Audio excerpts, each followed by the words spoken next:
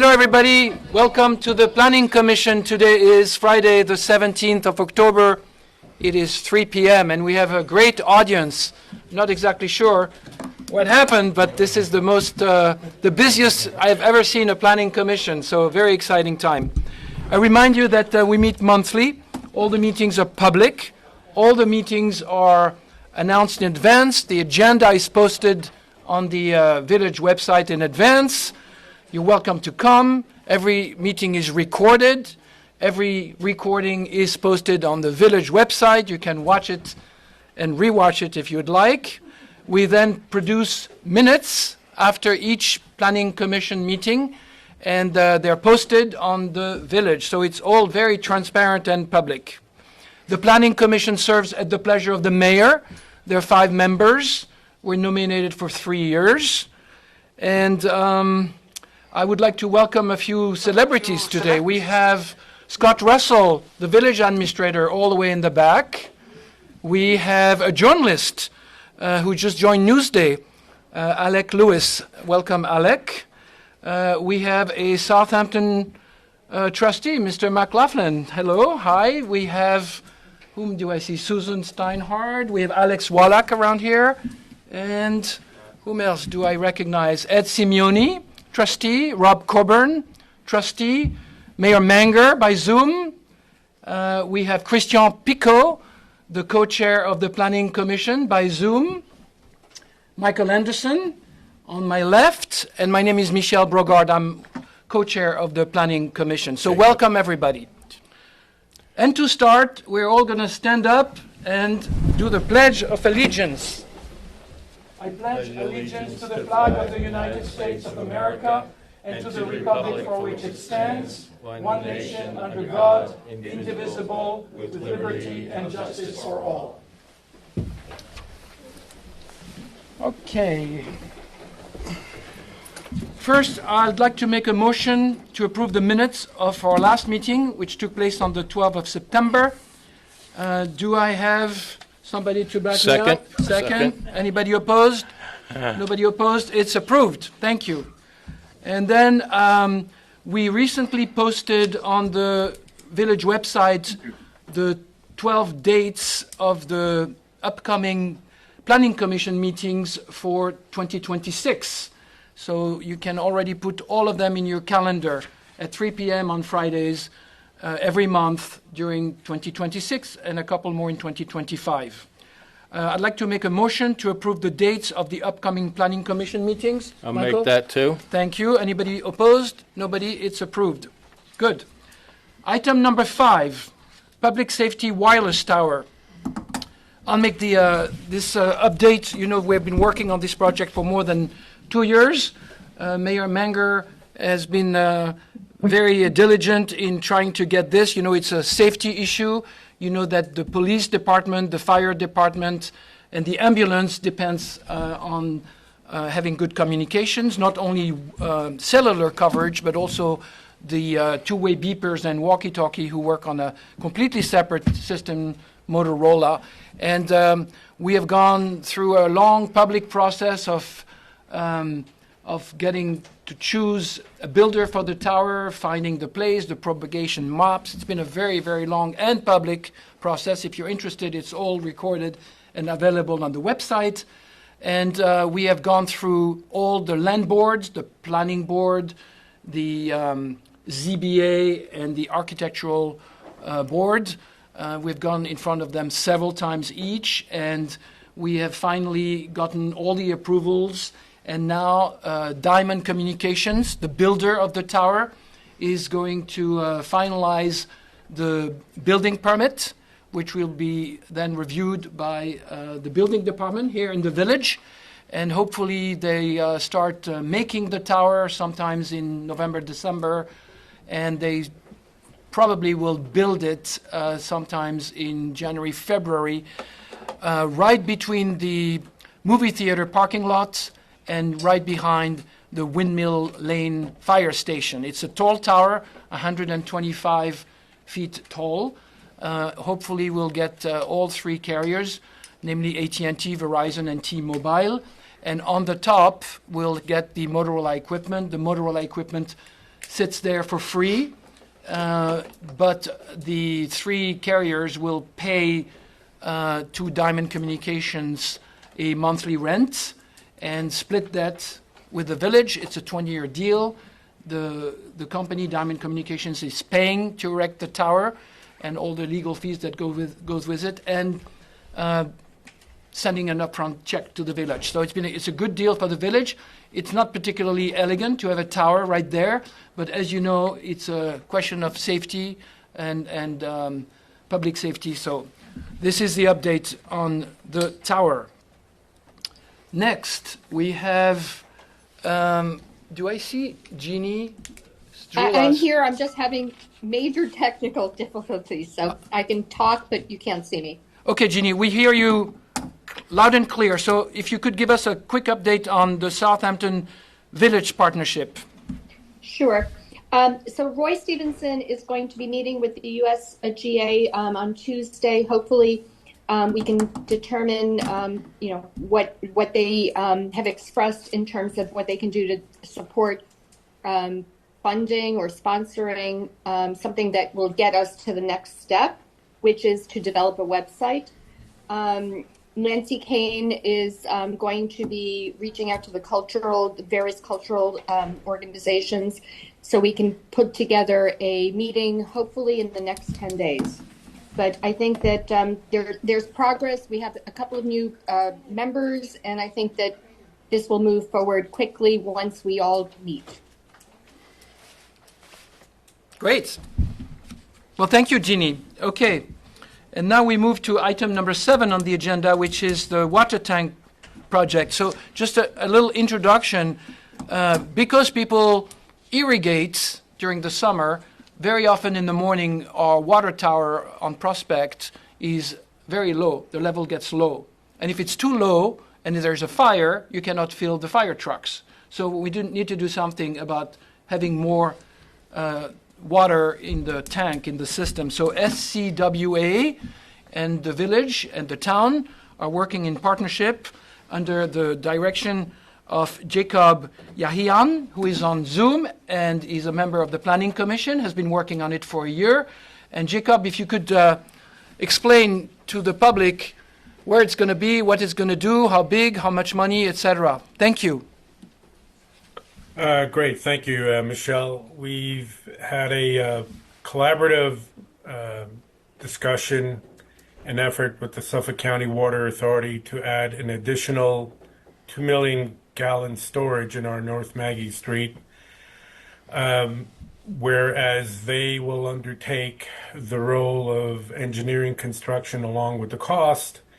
And once we agree and bifurcate the necessary layout of the various piping pathway with the township, of which that meeting has taken place today with the head of co-operations of Suffolk County Water Authority and the chief engineer. They will come back to us on the agreed layouts of passageway and then further solidify with an agreement between ourselves, our village, and the township on the egress needed, and give the village and part of the township the benefit of having additional water storage capacity and mitigating any kind of water pressure risk during peak usage during the summer months. So it's been a very positive collaboration. We did visit our site in North Maggie with the mayor and their chief engineer and with Scott. We even did a site tour of one of their projects in the North Fork. And it's been a very proactive, positive collaboration so far. So we're hopefully going to have updates from the township conversation next week, and I will present that to the mayor's office and to the trustees and the planning commission associates. Jacob, can you just speak a little bit about the scale of the project, the cost of the project? Well, we haven't done an approximation cost, hard and soft cost yet. In engineering, we call that a ROM. I think Tim And Joe, Tim, who is the chief engineer, will be in a better position once we understand the necessary pipe layout and the various wellhead layouts as well. Then I think we can start putting pencil to paper and figuring out the hard and soft cost and area analysis needed for the storage tank. Now, the way it'll work, some of us did go look at a North Fork layout. It'll be partial above grade and partial below grade, but with very little visual obstruction. It's actually fairly straightforward and elegantly designed. But I don't have an approximation of cost, but that cost will be undertaken by the Suffolk County Water Authority's approved budget that they have. Not the village. Great, super. Thank you Not the very village. much, Jacob. The next item is tree lighting remediation program. As you know, our trees have suffered from being encircled by the Christmas lights. Michael? Yes, good afternoon, everybody. Pleasure to see as many people here as we have in this room today. I think I've sat on this board for 7 years now, and I think if we have 2 or 3 people come, it's a lot. So I'm very happy that you're all here to hear what we have to say, different avenues that we've been working on. And I know everybody's here for workforce housing, but just a few issues. I don't know if anybody's aware, we do have deer hunting season started October 1st. We do have a program in the village that we've had now, this is our 3rd year. Unfortunately, Columbus Day weekend, which is a big weekend for hunting, was a washout. But we still managed to take 11 does and 1 buck. So we've started so far this year pretty successful. As usual, as what I say at every meeting is we're only as good or as successful as the amount of properties that we have. I think we have 34 resident properties that people allow Suffolk County Deer Management to hunt on, and we're always looking for more. It's a huge issue, but this is our 3rd or 4th year that we've been doing it, so we've been quite successful in culling the herd. Can you remind people how many per year and how you kill them? It's a bow hunting season. I don't know if people are aware, but it's bow hunting. Tree stands, we always shoot downward. We never shoot outward. It's all done by state legislation and by law. The village police have been in touch. We've been in touch with them. We've had plenty of meetings with them. Last year, well, the first year it was 110 deer that we were able to cull. And the second year, last year, we got approximately 115. But they're still out there. I see them running in our neighborhood. It's a very dangerous issue that we have as far as the disease that they carry, the traffic accidents that they cause, and destruction of private property, which is a huge issue. So the village board and the mayors really have done a great job in allowing this program to go forward. And we're doing fairly well. As far as the tree committee goes, I'm not a member of the tree committee, but I am on the liaison between the tree committee and the planning commission. We instituted Tree USA about 3 or 4 years ago. We became a member. We have monthly meetings between the tree committee and, we have Steve Phillips from Public Works attend. It's very well done. 2 of the action items that we're working on right now are the Christmas lights, or the lights, I should say, on the village trees. They're actually damaging and killing a lot of them. And we made a presentation, the tree committee made a presentation to the board about 2 months ago.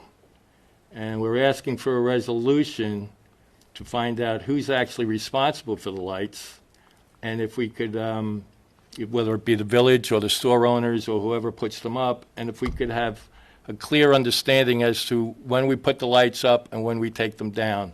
A lot of people, store owners, and even the village, we put the lights up and never take them down. And it just, after so many years, it's actually killing the trees. So hopefully the board will come up with some sort of resolution in the near future. One other thing is that we've been planting a lot of trees in the village the last couple of years under Mayor Manger. I think it's been 200 last year. The year before that, it was 190. But I'm after him about not only planting these trees, but we need a clear street management program that the village needs to take care of the trees that are here. I think it's a huge issue. Right now, we're in the process of coming up with a comprehensive plan for that management plan. That's Great. all I have. Well, thank you, Michael. Thank you very much. And then we jump to item number 9. Christian Picot is going to talk to us a little bit about the battery electric legislation. Christian? Good afternoon, everybody. Let's talk about BESS. This is battery energy storage system. I think we all remember in this room the issues that the township had when trying to install or approve an installation of a 100 megawatt facility in Hampton Bays near the canal between the railroad and County Road or the Highway 27. Since then, the township has redone their code, tiered the maximum capacity, tier 1, tier 2. Tier 2 is actually capped now at 5 megawatt. The mayor has asked us to look at this and perhaps propose also for the village some form of legislation to protect the village from unwanted battery energy system that might be put in place. We met with Alex Wallach to look at the light industrial zone and see what are some of the lots, setbacks, and how we could articulate this legislation. But I would think that at this point, so that there's no surprise, what I will do is put a deck of slides together on the topic and present it to the Board of Trustees before we start working on any legislation to make sure that everybody is on board in terms of what the issues are and how we're going to resolve them, what the proposal would be before we start drafting.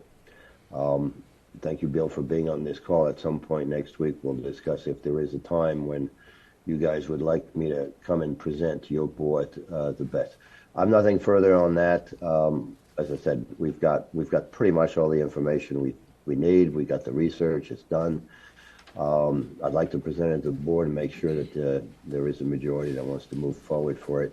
It will require some reasonable amount of legislative work, but it's not rocket science. And certainly the township has done finally a great job with a new piece of how they wrote it in Q1 of this year, and it's a lot better than it was originally.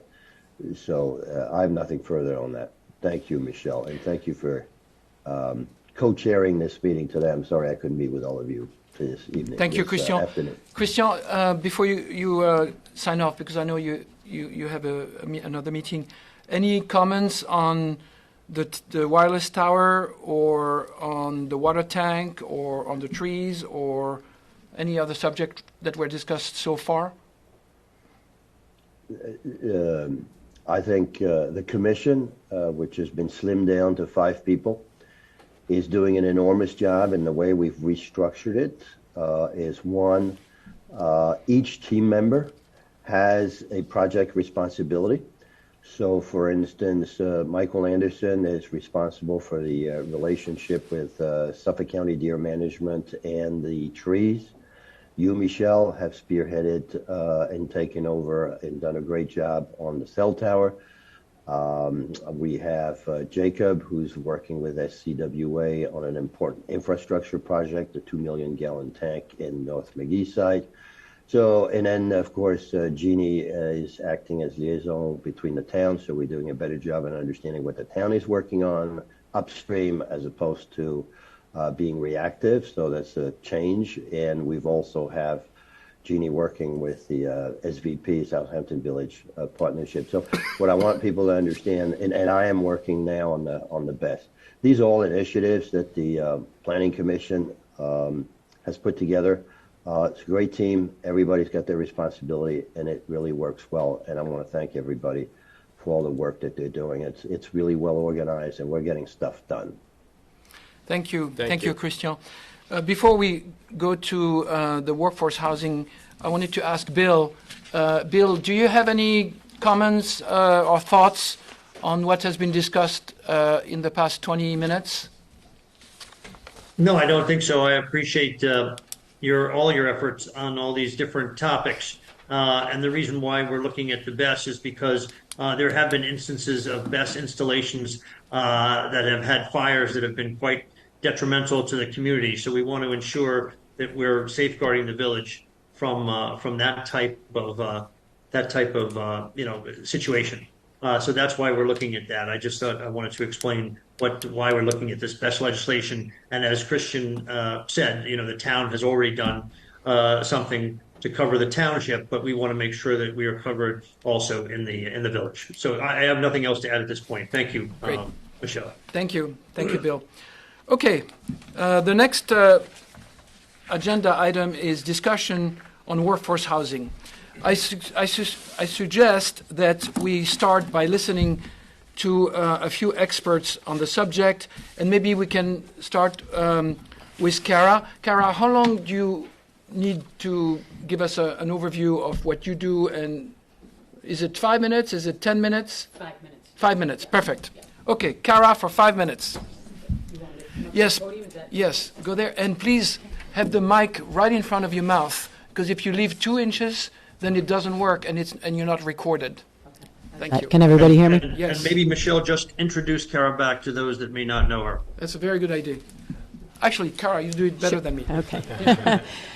Good afternoon, everyone. I'm Kara Back. I am the Director of Housing and Community Development and Community Services for the town of Southampton.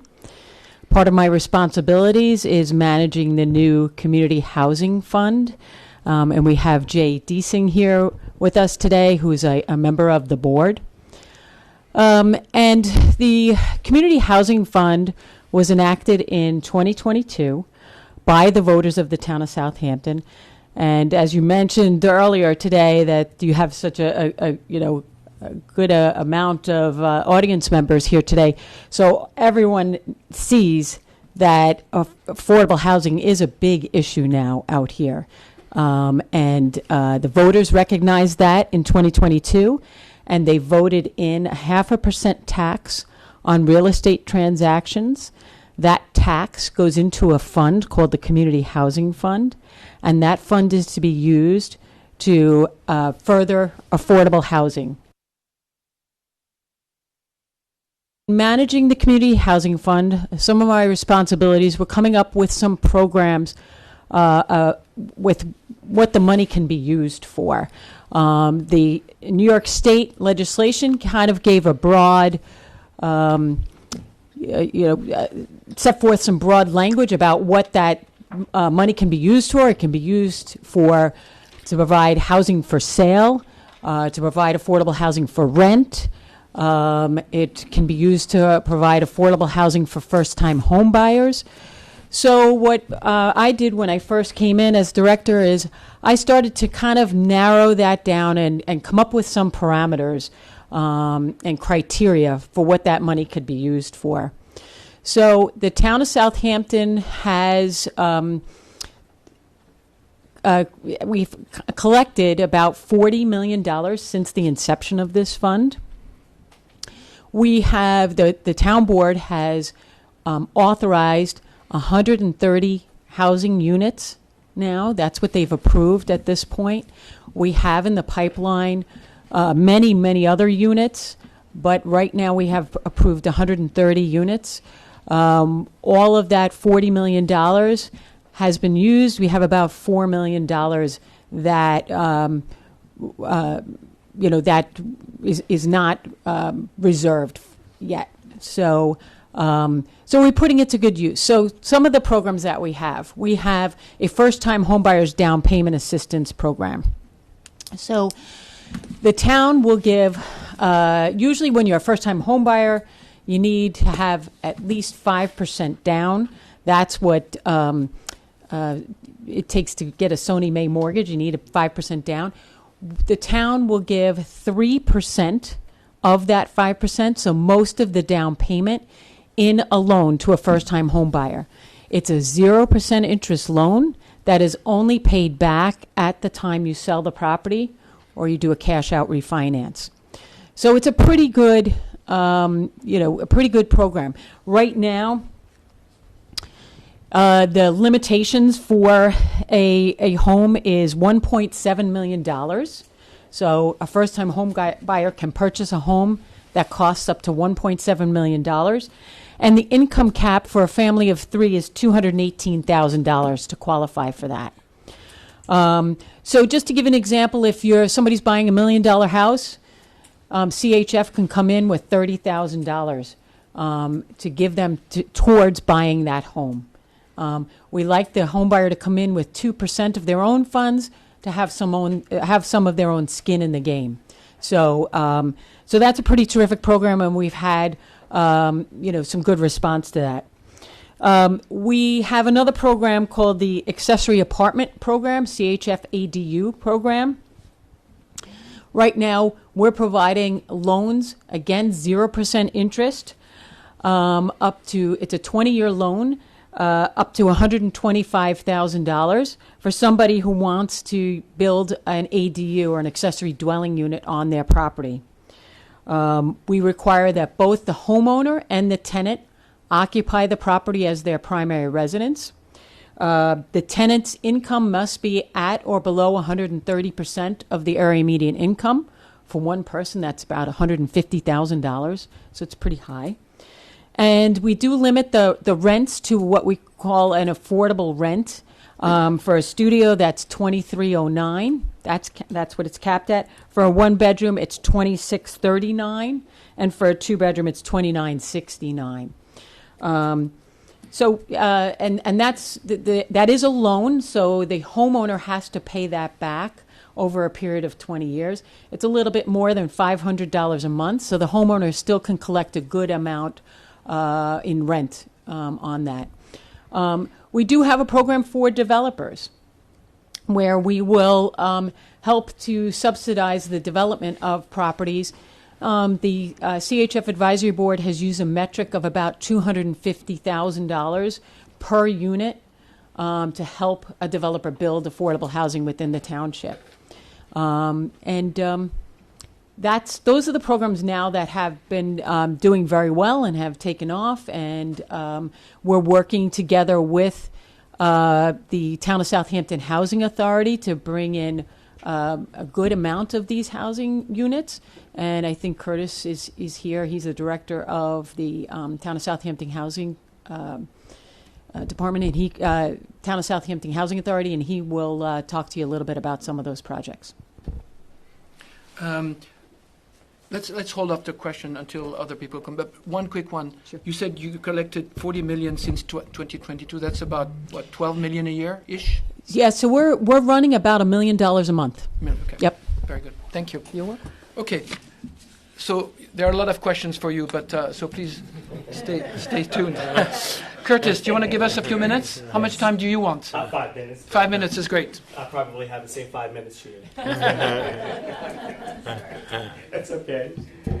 Good afternoon, everyone. It's a little nostalgic for me because the last time I was in this room, I was sitting up there in the middle. 13 years as ARB chair for Southampton Village. So it's nice to be back at home. I'm Curtis Highsmith. I'm the executive director for the Town of Southampton Housing Authority.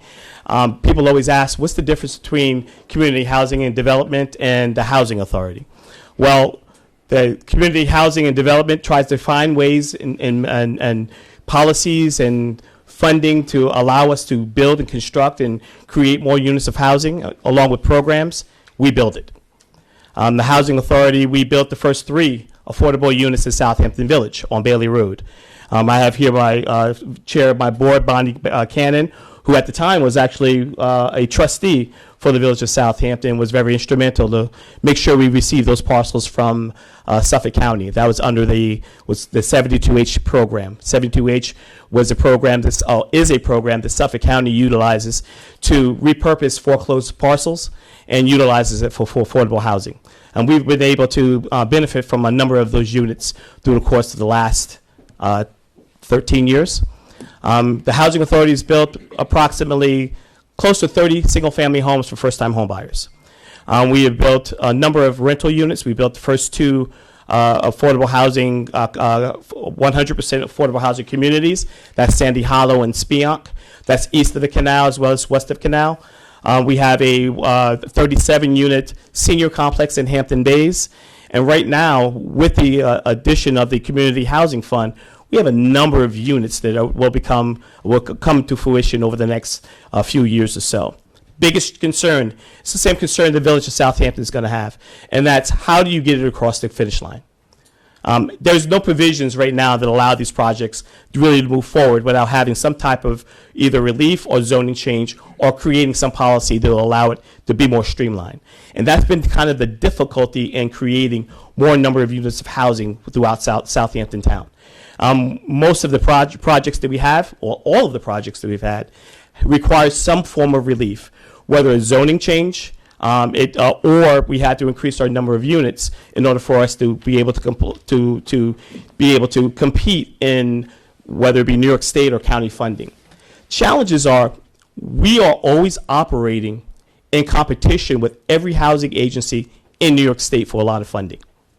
So when we're going for some of these programs, especially through the state, we're competing against agencies that are in New York City, upstate New York, where they have 200 units of housing, maybe even Brookhaven Town or Islip Town, where they have 100 to 200 numbers of units of housing. We're usually capped out at 30. So when you're competing against individuals that have a larger impact in terms of cost per construction, it's difficult to be awarded those projects. That's the reason why Sandy Hollow and Spionk had to be combined as one project in order for us to get New York State funding for 66 total units. And that was the smallest number of units in that funding cycle, but the largest award in all of New York State. So, we have some ideas. I want to, we'll come back and forth, and I'm sure there are a lot of questions to be asked. But I would really like to sit down with the Village of Southampton, with the constituents, with the community, who actually are the individuals that are going to be impacted by the change or shifts within Southampton Village. Just a little history. Southampton Village, I say between the end of 1800s to the beginning of 1900s, was a multi-generational community. There was no single standing home individuals. It usually would be husband and wife, children, and mom and dad were living with you. That was the heart of Southampton Village during that time. Then the transition of the railroad came and the demographic increased. And then you had a different format where individuals, single homes, single individuals had to find housing. So Southampton Village, over periods of time, have had a renaissance of change of housing use and needs. We're in that transition now. We need to be able to find reasonable, affordable units of housing for our workforce, for our medical emergency personnel. We need to find creative ways to streamline that process, because it gets very expensive when you have to go back and forth, changing the style, reducing the number of units, going back and forth to the health department, engineers and architects and surveyors. Each time that we have to come before you with a different plan, it costs money. That's all included in the pre-development costs. That affects our ability to bring these programs over the finish line. So we got to come up with a way where we can try to navigate this a little bit better, and which is sensitive to the community, but overall being able to actually execute on our plan. Great. Thank you. Well, thank you, Curtis. Thank you very much. Jay, do you want to speak for a few minutes? Well, maybe as a village resident, because I think you have so many hats. I don't know exactly what you are today, but yes. So I think, in the village we have so many additional challenges. First of all, most of our land has already been developed, so we don't have a sizable parcels that might be available to develop for community housing. Our housing is very expensive, so it's difficult to work these projects and get the state to step up for the kind of numbers that we need in the village. And I think that our committee would probably recognize that something in Southampton Village might need more than $250,000 per unit to entice a developer to come in and consider actually completing an affordable, or I call it community housing, because the problem we have here is not just sort of low income or what we would say is affordable housing. We've kind of gutted our community. And if you look at Southampton Village right now, only 28% of the tax bills get sent to an address in the village. So that tells you that 72% of the people don't really live here. And we can't maintain, we have a sustainability problem. We talked about a sustainability committee, and they've done wonderful things with all sorts of resources, but not human resources. We didn't sustain our human resources in the village. And so there are very few people who live and work here in the village because of the economics. And so I think that one of the things that we need to do is recognize that, and then also get over the fact that we might have developers who come in, and if they do a great job with affordable housing and they get subsidies from us, they make money. They're entitled to make money. We allow spec developers to make millions of dollars with every house that they build, and we have no problem with that. But when it comes to an affordable housing project or a community housing project, we say, oh, gee, we don't want this guy to make money. How are you going to get people to do this? They're not going to do it. So we have to change our thinking about how we entice people to come in and do affordable housing. And I think the village might think about tax abatements for the taxes on these properties. They might have to outright purchase some of them. I mean, right now we've got the Southampton Press on Windmill Lane, which is 1.1 acres, would be a fabulous property for 12 to 15 units of affordable housing. We have the old John Ducks, which I think is almost 1.5 acres, and that would be another great site. But if we don't act quickly, these sites are going to be gone. Somebody is going to step in, and they'll turn it into 6 luxury condos. And that goes to another topic. We need to work on our zoning, because we don't need any more luxury housing in Southampton Village. In fact, we need to discourage it, and I think we need to, you can't prohibit someone from fixing up their home, but we shouldn't be allowing people to, carve up properties and do 4 or 5 luxury housing units. We can't afford it. We're choking with the problems we're having right now with our housing. And ask the hospital, 95% of their employees are coming from east or west of the canal. And so imagine in a snowstorm, in a hurricane, you're not going to have anybody who can staff our hospital. So I think we've got some really significant problems, but I'm hoping that with great people like Kara, Curtis, Bonnie, all of you here, it's something that people are starting to realize how important it is. And I think community housing has got to be our real focus. And another step, you're getting me going on my crazy tangent, but another step would be at some point, how much farmland is there left? I think what we need to do is maybe think about that allocation between housing and farmland preservation. And do we really need 2% to go for farmland, which nobody can enjoy when you can't live here? I mean, you're just speeding by on your way out of the Hamptons for most of the people who work here. So what we might need to start to do is look for more ways to get money so we can help fund these projects. I think it's really critical. So thank you for your time and for your initiative. Thank you, Jay. Thank you very much. Okay, our next speaker will be Rob. Do you want to explain a little bit what the situation is before we take questions? Yeah, we'll take questions when all the speakers are gone. But I'm one of the board. I'm the board chair, so as since he was allowed, the board member from this, he was allowed, I would like to speak as the Okay. board chair. Okay, do you want to speak before Rob? Go ahead. Okay. Good evening. My name is Bonnie Cannon, and I am a resident of Southampton Village. I'm also the chairwoman for the Town of Southampton's Housing Authority, and I have been the chairwoman for the Town of Southampton's Housing Authority, I think, for the past 15 years. So you're speaking to someone that has been in this fight and been dealing with this challenge for many, many years. What I wanted to say for the village as well, as you all know, some of you may not know that I am also a past trustee of the Village of Southampton, who has been on the trustee board for doing 3 terms for 6 years as Thank well. you. And I also was a member of your planning commission also when it first started, when you looked at your comprehensive plan. Okay, so what I want to say is that this issue is very important. It's wonderful to see all of you here, and everybody is on board now to know that this is an issue that we have.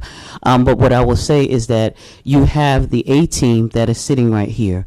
You have Kara Beck, who has come on board and teamed with Curtis Highsmith from the Town of Southampton Housing Authority. We have a very good relationship with the different entities to need to make this happen. And as Curtis has said, we would love to sit down and really make a difference and make an impact here in the village.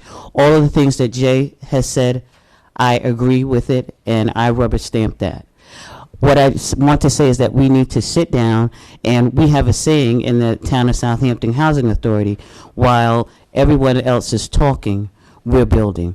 Our track record shows that, and Curtis did not go into the deep expansion of what it is that we're doing along with the Town of Southampton and what we have built. He didn't go into that. Also, do not exclude rentals, because of the fact that while we have to just be very particular about who the rentals are going for. Because if we remember when we were coming up, that young family, they had to rent first before they were able to actually be able to afford a house. So we need to look at rental units and don't exclude rental units. She talked about the 3%. But we also need to look at the 3%. We also look at a way so that we can also subsidize that other 2%, so that there is no down payment that an individual has to do and that can be subsidized. So all I wanted to say to everyone here, they're going to talk. I have to leave because I have another event, but this was important for me to be here because I think it was great that we are having this discussion, but I want to make sure that we are just not discussing, but that we move forward. And as the Town of Southampton and the Housing Authority has done for the past 15 or so years, is that we just don't talk, but that we execute and we make something really happen. Thank you for your time. Thank you. Bonnie. Thank you, Bonnie. Thank you very much. Rob, do you want to give us a little Sure. explanation of where we stand today Yeah. as far as the code and the village? That's a tough act to follow. All of these are. While I'm getting this up, I do want to just make a comment, because about 14, 15 years ago, I was sitting as a resident in the back of this room, and it wasn't a discussion on workforce housing, but the topic came up. I think it was called either affordable or subsidized housing at the time. And as the topic came up, I could see from the back of the room, a full room like this, all the heads, people's eyes went down and the heads were shaking back and forth. We don't need affordable housing. Boy, what a problem. Then a month and a half ago, I was sitting up here as a trustee, and we were discussing traffic. We weren't even discussing housing. But 3 or 4 people who made comments said, you know, these are all our poor workers who, because they can't live here, have to commute. We need workforce housing. And the 3 or 4 times that workforce housing was mentioned, every head in the room was going up and down. Everyone. And it was a broad cross-section of the village. So it's nice to see, unfortunately under some duress, that we've all come to realize what Jay has realized, which is that we've not paid attention to the needs of the community, and we've let luxury housing, which is fine, it's a market thing, and many people enjoy it, but dominate and basically take out our workforce. So just wanted to say that. Let me give, as best as I can, a quick overview on current code. And here we go. This is really, really basic, so bear with me. But let me pop down, I hope. It's not letting me do it. for some reason. There we go. Okay. So currently in Southampton Village, we actually, I didn't know this until a couple months ago, we have a workforce housing trust fund. And it was created 17 years ago. And it has about $490,000 in it. It's not clear that the back end and the resolutions necessary to make this money effective and usable has been completed, but there's money in there. And Mayor Manger and others, I think we should talk about ways that we can use that or throw that into a kitty for exclusive use in Southampton Village under the aegis maybe of the Community Housing Fund. But it does exist. There was one payment made to it related to Beechwood Latch, the old village latch. It was a payment in lieu of creating units there. So we do have that trust fund. And we have two parts of the code, another part of the code that's maybe relevant here. We did create an accessory apartments code in 2021. Was it 22? It says here. 2021. And it's intended to meet the needs of small households and to promote and encourage affordable housing. Other municipalities have done a version of this. New York State is very eager to promote and encourage municipalities to create code that allows what they refer to generically as additional dwelling units, ADUs, and this is a form of that. Ours has some limitations. It's not been taken up. I don't believe there's been any development in Southampton Village under this Chapter 116, Article 9 to date. It's only been a few years, but it has been a few years. And there are some real limitations. We don't allow any of these dwelling units to be in an accessory structure. It has to be in the primary structure. There can't be any obvious physical changes to the house in terms of doors or stairs or electric meters or other things that indicate a second unit. And then there are a lot of sort of subjective sort of neighborhood considerations that are in the code that allow the ZBA, which reviews these applications, to give a reason to say no. I'm not saying that's why they were put in there, but there are a lot of conditions to doing that. So, and that may be some of the reason why it hasn't been taken up to date. It's frankly a little bit restrictive relative to some other municipalities. It's not our code, but all of us here on Long Island already are subject to the New York State Long Island Workforce Housing Act. That requires any new subdivision or any new construction multifamily housing development to set aside 10% of their units for workforce housing anywhere on Long Island. It's an overlay from New York State to all the zoning codes. So that's a baseline for right now. Anyone who wanted to come into the village and say, we want to build 8 units, they're going to say, hey, guess what? 10% of 8 is 0.8. You got to put 1 unit aside. They're going to round up. You got to put 1 unit aside for workforce housing. So that's the status for Southampton Village right now, what we're subject to. I'm trying to be very brief on this. Let me just go a little bit into what some other municipalities do. I'm not a lawyer, so this is a layman's reading. East Hampton Village, which in some ways may be most comparable, they at this point only have one section of code that references workforce housing, and it's provisional, I think, in anticipation of other changes. And it says if there's a workforce housing development within 500 feet of a transportation center, then they can waive the parking requirements. But they don't have the code to incentivize the workforce housing at this point. And I've not been able to reach someone to know whether that's in the works in East Hampton Village. I'll just stay on East Hampton Village and say, with respect to additional dwelling units, they're a little more lenient than we are. They allow ADUs in many historic buildings, and they also allow it on any property that's greater than 60,000 square feet. The occupancy, it can be in a detached unit in East Hampton Village, meaning it can be in a garage, but I believe you're limited to one accessory structure as you are in East Hampton Town. And the occupancy is limited to family, guests, and domestic employees. So it actually isn't really for the larger workforce, even someone locally in East Hampton Village. It's really it's an additional dwelling unit for someone who works on the property as a nanny, as a chef, as a caretaker, senior health aide, that sort of thing. Sag Harbor Village. With respect to workforce housing, they did something similar to what Mayor Manger and the board has been considering. here for the village, which is to provide a density bonus. And their density bonus actually is just in compliance with this Long Island Workforce Housing Act. It says that if you set aside at least 10%, then you're eligible for a density bonus, but 10% or more of your project has to be for workforce housing, and you have to provide land if you're not going to build the units on your own site, and you have to make a payment of 2 times the median household income. So it's very clear, but it's a little more flexible in certain ways in terms of where it can happen. Basically, it can happen anywhere in the village. This has been in place now for, help me out, 16 or 17 years. They've not had a single unit developed under this code. So just to keep in mind. They don't have a specific code on accessory dwelling units. They have some more ability in their code to do apartments on certain properties, but it's not specifically designed for what we would think of as additional dwelling units, and doesn't reference workforce housing or income subsidized programs or affiliations at this point.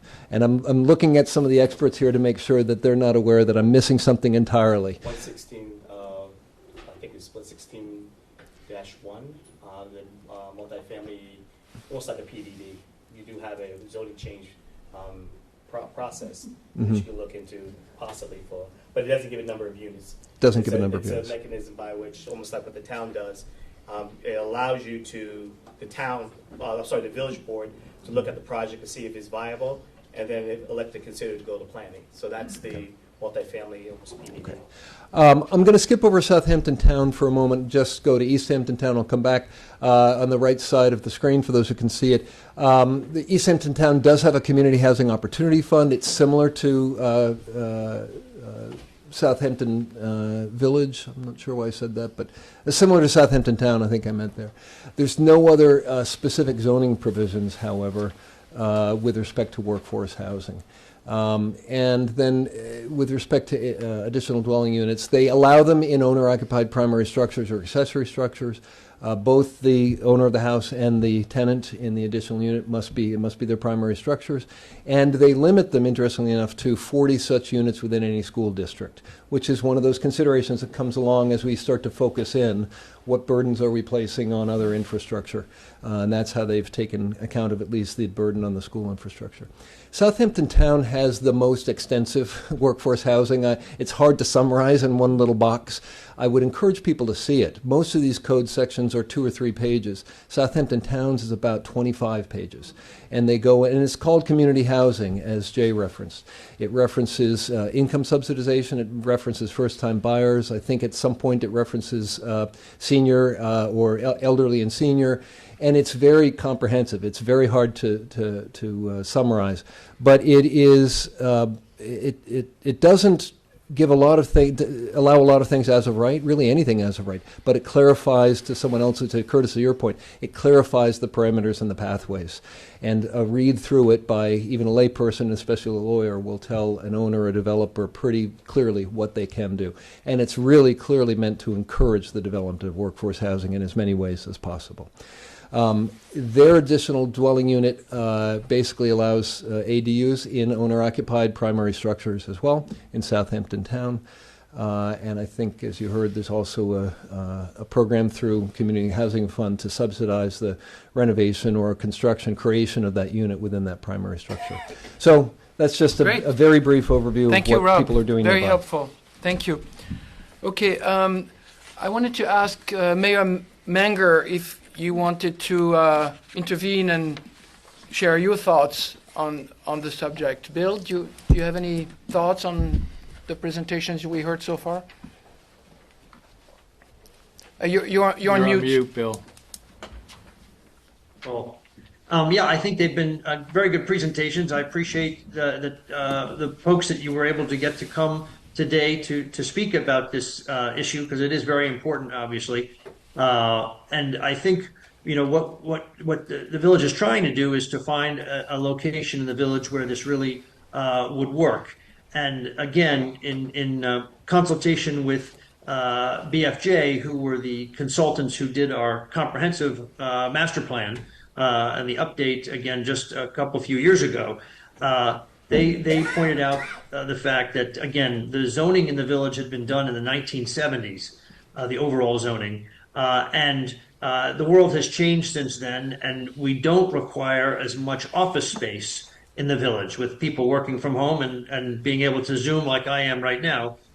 You don't have to be in a specific office to do that. So again, it was thought that the office districts in the village were being actually underutilized and could be used for workforce housing. They're on main arteries, North Sea Road and Hampton Road. Again, both close to the village center, so you could actually walk to the village if you wished.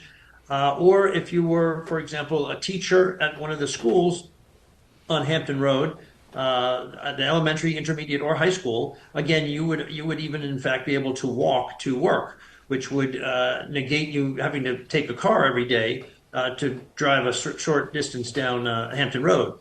And so working with BFJ, we thought that made a lot of sense. And then we thought, well, how can we entice people to come and want to create workforce housing in these areas?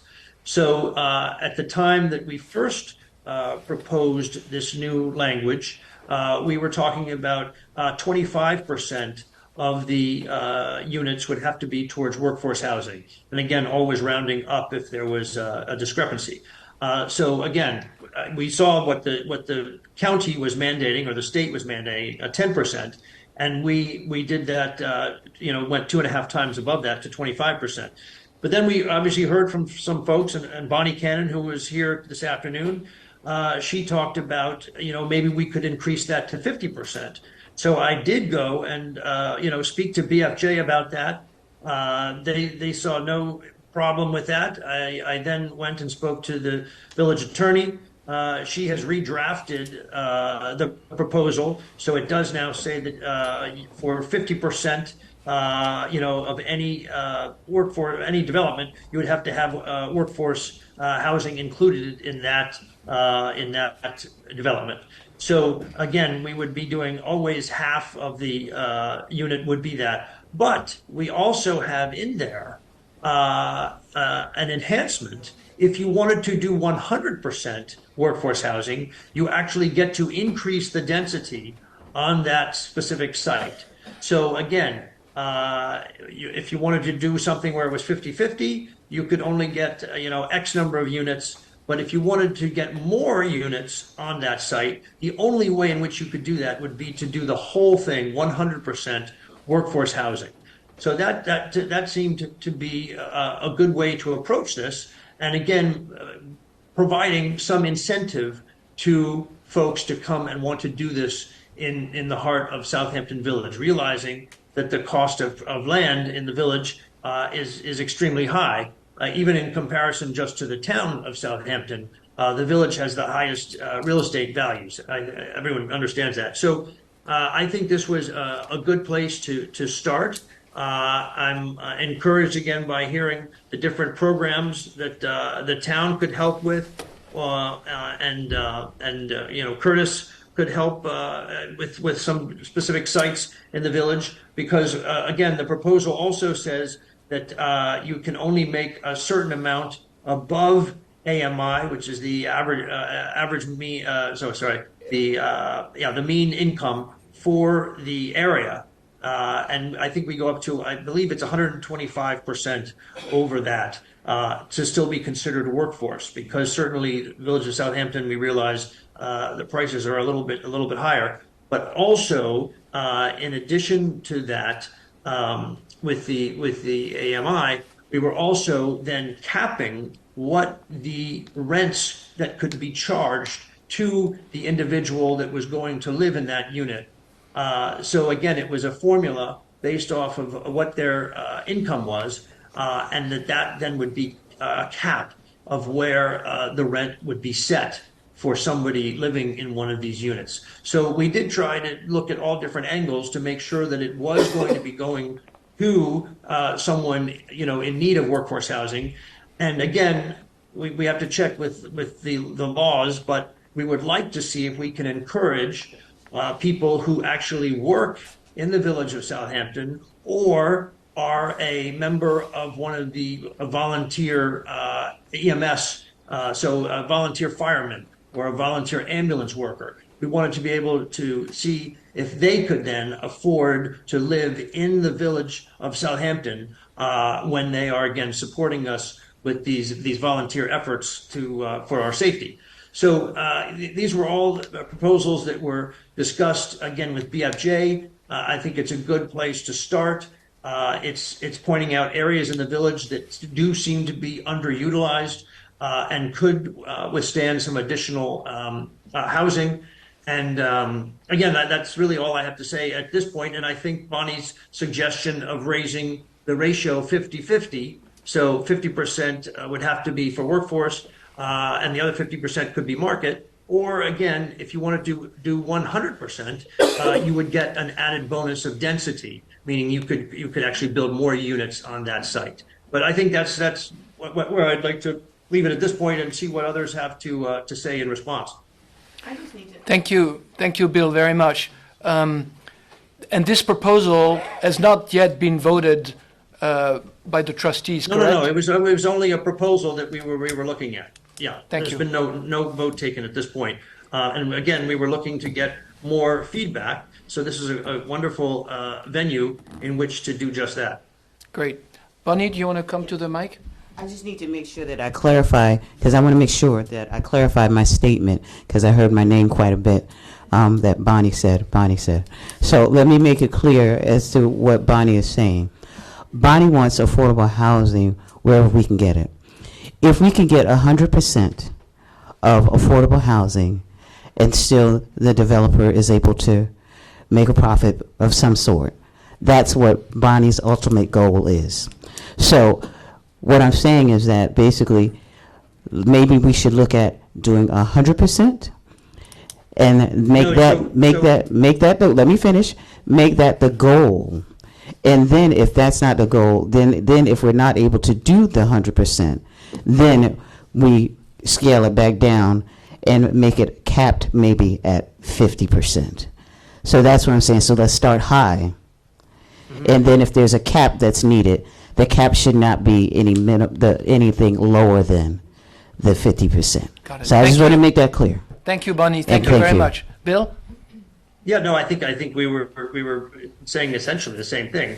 Again, and as I said, the incentive to do 100% is that you actually get more units. So you get a denser development on a specific site if you do 100%. So that may be the incentive to someone to actually do that. But again, looking at the marketplace, there may also be some that say, well, look, I don't want to do as many units, but I'll do this if I can do it as a 50-50 split. So again, I think we need to give options to people out there so that, again, we can get some traction on this. I don't want to create something like in some of these other places where they really haven't been taken advantage of. We want to see something that actually gets some results for the village, because I think that's the most important thing, is we all want to see some additional workforce housing in the village of Southampton. Great, thank you. And now we have the view from a developer who can help us understand his incentives. Thank you. Can you introduce yourself? Yes, good afternoon. My name is Kirby Marcantonio. I'm from East Hampton, but I feel very much at home in this room and in this conversation, because for the past 4 years I've been working with the town of East Hampton as a private developer to do exactly what it is you're considering here, which is to establish workforce housing. To do that, we had to do quite a few things. And by the way, this is not a hope, a promise, a study. We have a 4-acre piece of property that we bought that was zoned for affordable housing, the only piece in the entire town of East Hampton that was zoned.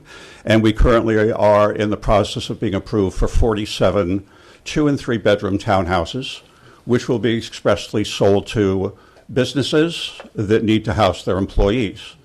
Now, as to how we got there, it's a bit of a long and tangled tale, but I'll try to keep it as short as I can, and we've met and discussed this in the past. 4 years ago, I came to the town, and I thought that affordable housing, of course, was an important enough issue, so that, as the town has said, all hands on housing should include private developers. Now, I've lived in East Hampton since 1960. I got beat up by the Southampton football team in 1970. Trounced, I must say. And growing up in East Hampton, I've seen affordability, of course, become an issue across the board. However, I also run magazines in which many local businesses advertise. I've come to know them well. And even before COVID, we were hearing about the lack of housing for employees and how it was handicapping businesses, especially smaller businesses. Large businesses in my area, such as a Montauk Yacht Club, a Gurney's Inn, they have the resources to go out and secure housing. But smaller businesses don't. And of course, many businesses, such as Southampton Hospital, the town of East Hampton itself, the local teachers, firemen, policemen, you name it, are all under the same pressures. So, since COVID happened and our basic cost of housing has gone up to year-round rentals that start at $7,000 a month, and the cheapest house in East Hampton up in Springs at $1.2 million, means that if you're not making about $250,000 a year, you ain't going to be in East Hampton. So, I started talking 4 years ago with the town about workforce housing, a subset of the Affordable Housing Code.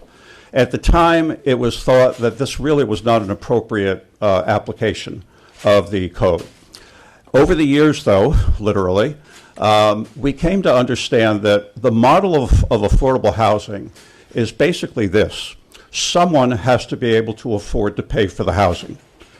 Housing in general, as we build it or as the town of East Hampton builds it, is about a $700,000 a unit proposition for average 2 and 3 bedroom units. It's especially expensive if you want to do it dense enough to make a difference, because you will be required to install a best package septic system, which is about a $2.5 million expenditure, and is essential if you want to have density of anything over 8 units per acre. So we had to do a variety of things. The first thing was we had to talk to the town about the fact that across Long Island, 12 units per acre is the density that Suffolk County Health Department approves with those systems. And East Hampton was stuck in a 1984 comprehensive code where they only allowed 8 units. Now, when you're buying property, and we have to buy property at about $1 million an acre, at 8 units per acre, it's a tough fit. As Curtis knows, at 12 units per acre, you got some room to maneuver. Now, that was the first challenge, upping it to 12 units per acre.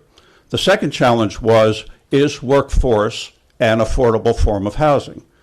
Now, I'm not as familiar with Southampton's code, but our code is written with a very interesting introduction, which basically says an affordable housing complex can be owned or rented by any number of individuals or businesses.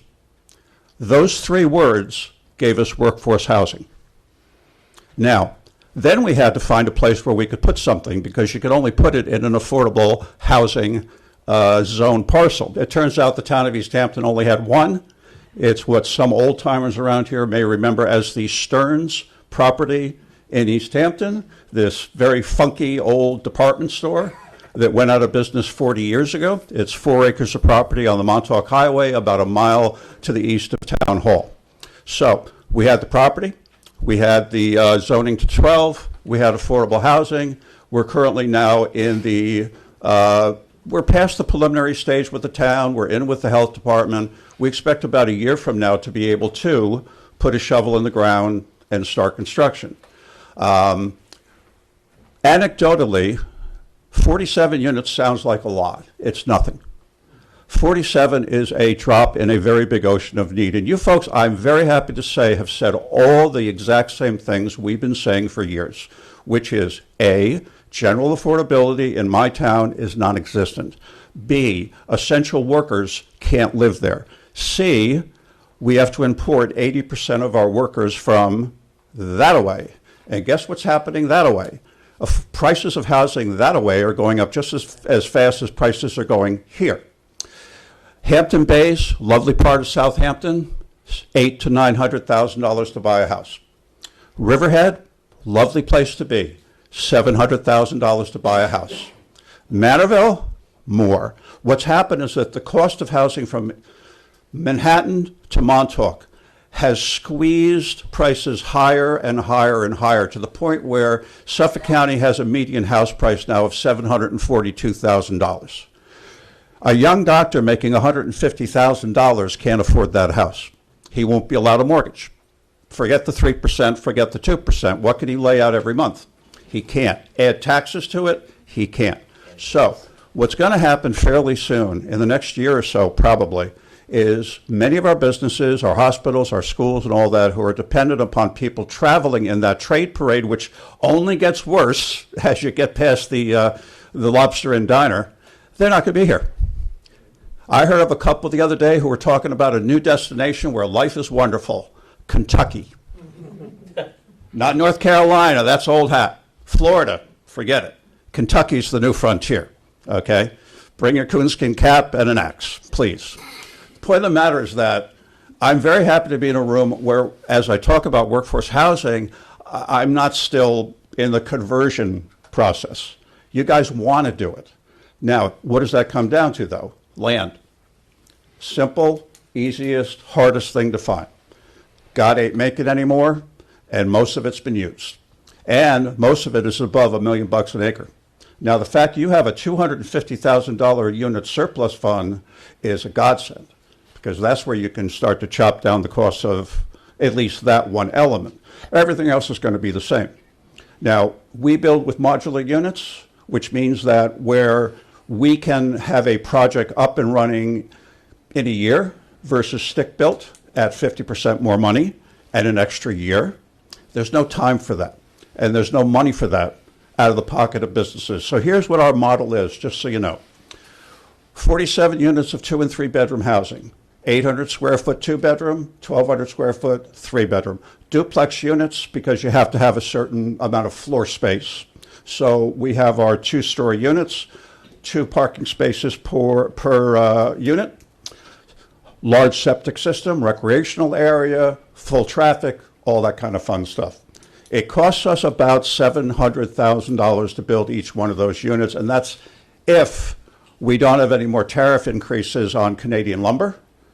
And just as a small thing, for some reason Trump wants to double the cost of kitchen cabinets and bathroom vanities. I mean, it's only a couple $1,000, but it's a couple $1,000. Yeah. So right now at today's numbers, it costs us about $700,000 plus or take.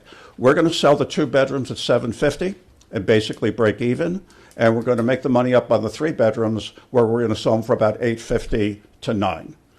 In terms of that being approached by the general public in East Hampton, I cannot tell you how many people literally come up to me and say, hey, you got any units left? Hey, you got a 2-bedroom for me? You got a 3-bedroom for me? We're not going out there and knocking on doors all that much, but we already have about 90 units asked for. Now, we are also in the process, don't tell anybody this, by the way, we have another piece of property that could yield 80, and we're looking for an AHO for it. Now, that's the biggest hurdle that any municipality is going to have to come to, which is the fact that if you're not dealing with a piece of property that already has an affordable designation, you have to get that first. Town of East Hampton, that means the town board votes on that first. That, of course, means you have to give them almost all the nuts and bolts it takes to see what this could be before they'll even allow you to make the application. That, of course, gives the opportunity for people, and there are still some people who do not necessarily love having dense housing, to interject, to make their voices known. So, in our case, we think we have a clear path towards the second workforce housing project. What you need to do, basically speaking, is exactly what you guys are doing here, which we have yet to really come to in East Hampton, which is to basically have a consensus and an all-hands-on workforce housing program. That is to say, get the biggest table you can find, invite everybody, get a lot of cups of coffee, a lot of pencils, a lot of pads, a zoning map of the entire town of Southampton, so you can begin to inventory every possible piece of property that's out there, and start to focus on what is possible. We all know the demand is there. Usually when you build something, I don't care whether it's a pencil or an apartment, the first thing you ask yourself is, am I going to buy this stuff? Am I going to go to the trouble of all of this? Well, guess what? They're waiting for you. Matter of fact, they've been waiting so long. One of the biggest issues we have is the fact that there are people who are so disappointed so distressed, so cynical, and so jaundiced about even hearing about affordable housing, because they've been hearing it for 10, 20, 30 years. And quite frankly, they're done. They don't want to hear one more promise of a 5-year study that's going to maybe do something for their grandkids, because their kids already left town because they can't afford to live here, right? So you guys are in a fantastic place in the sense that you seem to have the esprit de corps to want to tackle this. And as far as, with no, being as deferential as I can be, we found that a code that in our case that was written in 1984 doesn't help us. We found that we have to look at things in today's viewpoint. We have to see today's needs. We have to go beyond the point of some people who have said for 70 years, development is a bad idea. Well, that's usually somebody who owns a house, okay? No offense. I mean, the point of the matter is that, Curtis is shaking his head there. The point of the matter is that you have got the time, the opportunity, and apparently you have the groundswell that you need to carry you through making choices that can be made quickly about where you can do something. Any changes you need in the code, get them done if they need to be done. Recognize the issue, seize the opportunity before we're all left on an island with no rowboats and nobody here to help us out. So I'm just trying to tell you, don't think that it's complicated. I'm not saying it's not complicated, but we put together a team. I have a group called the East End Housing Initiative, which is my team of attorneys, Chris Kelly, modular builders, contractors, you name it, who are ready to work with anybody who wants to do one of these things, to the very least show them what they have to do, what the nuts and bolts are, what the costs are. And I am very happy to share that information with anybody who wants to know about it, and any help that we can be, happy to do it. Great. Well, thank you very much. That's very helpful. Anybody, Ed, would like to come to the mic and share thoughts? Yes, please, sir. Come up. Please introduce yourself and please speak right into the mic. Thanks. Hello, my name is Nick Palumbo. I live at 380 Hill Street in Southampton. I have no expertise in workforce housing, but I've lived in this community my entire life, and I've seen the changes in the fabric of this community, due largely in part to increased property values and the reduction in the amount of people who live here on a year-round basis, and our workforce, quite frankly, being forced to move to other areas where housing is more affordable. Again, I have no expertise in this area, but I'm happy to say I have a solution to this problem. And this is something that came to my attention recently that I felt compelled to come and share with this group today. If not the entire answer, I think this is a very interesting approach which has a lot of relevance to our situation here in Southampton. And it comes out of a community that has a lot of similarities to Southampton, which is Vail, Colorado.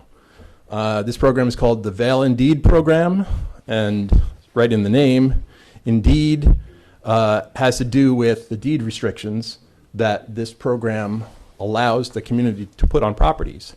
And I'm just going to read to you from this document, which I brought copies of to share with whoever's interested. It describes Vail with total area of less than 5 square miles, hemmed in by rugged mountains. Vail has limited housing capacity within its boundaries and has long struggled to maintain a supply of workforce housing for its year-round residents and seasonal workforce. As is common in many popular resort destinations, the town's permanent resident and workforce population is forced to compete with wealthy tourists in the housing market.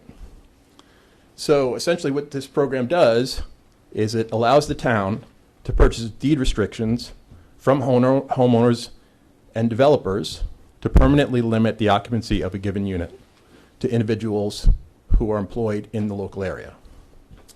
And so the beauty of this idea is that all of the existing housing stock in the town could potentially be workforce housing.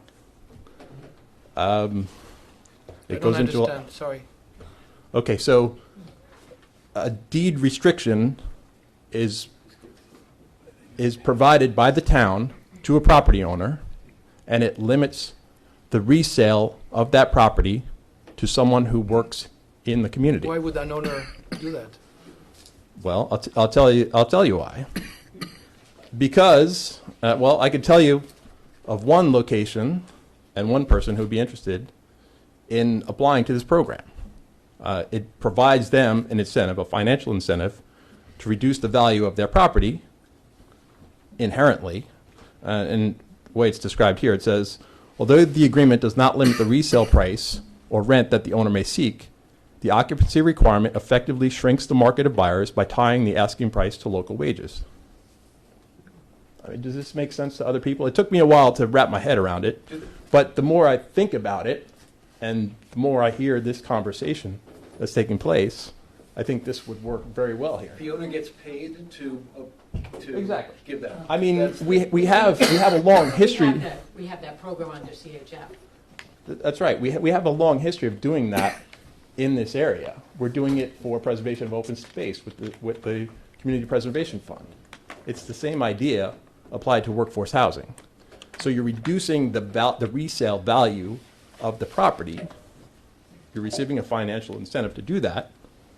But, and just to read some more details here, the program purchases deed restrictions at between 15 and 20% of a given property's fair market value. And as a result, the town gains a unit of workforce housing that it does not need to develop, manage, or maintain. So I think it's pretty straightforward in its intent and effectiveness.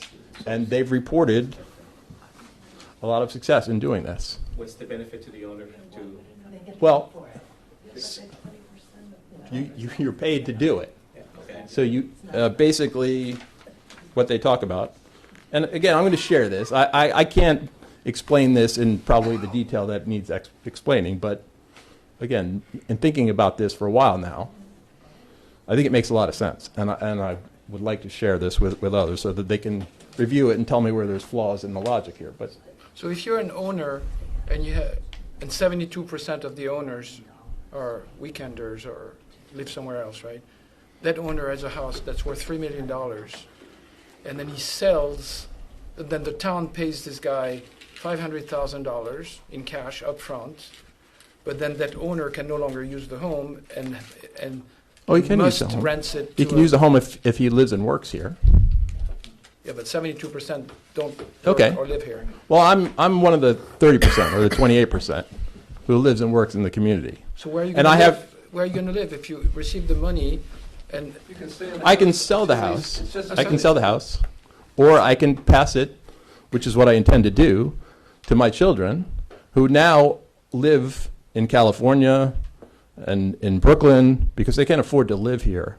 My youngest daughter is a teacher in California, who would love to come back here and teach in Southampton schools, like my wife did. She was a volunteer in the local ambulance when she was in high school. She'd be a great member of this community, but she could never afford to buy a home here on a teacher's salary. I could pass the house to her if my wife and I moved to Spain or when we die, and she could inherit the home and live in it. When she goes to sell it, right. the covenant transfers with her, Right.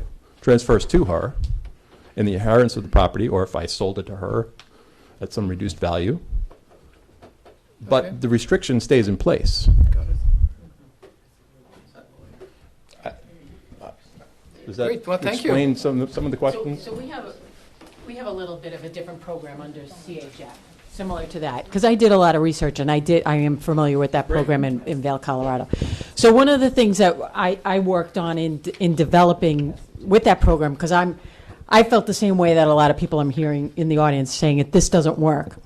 One of the things that we developed was a workforce housing program where if you decide to rent your home or rent your apartments out at the affordable rent amount, CHF will come in and pay the difference between the affordable rent and what the market rent is.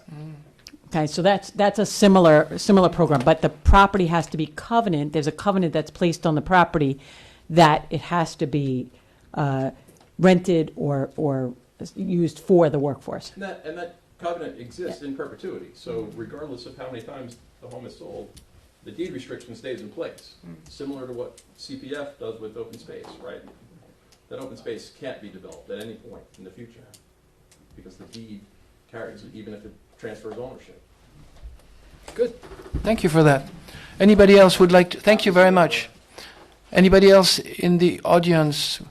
I see Trustee Roy Stevenson in the back. Would you like to give us a few thoughts? Come to the mic and tell us what you think. And Trustee Simeoni is next, so you can prepare yourself. Thank you, Michelle. Fascinating discussion. Thanks to the Planning Commission for putting this together.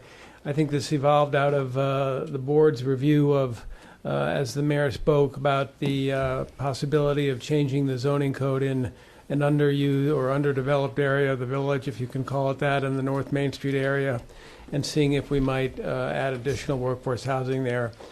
And as we began discussing it, it was clear that we really needed to, as this gentleman said, get the biggest table possible and get as many people involved as possible to address this on a much larger scale than perhaps we were considering just for that area of the village.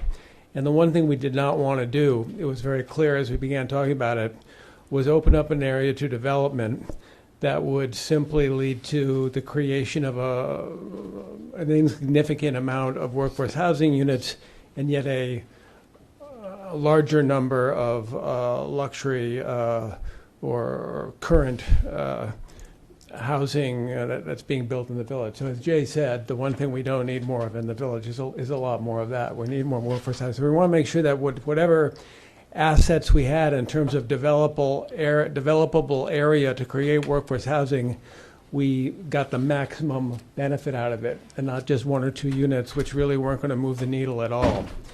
I own a business in Southampton.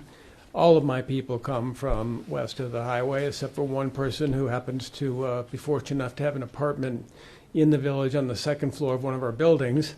And as was pointed out in the discussion on Thursday, this is a three-pronged problem. We have traffic, we have a sewer issue, and we have a workforce housing issue.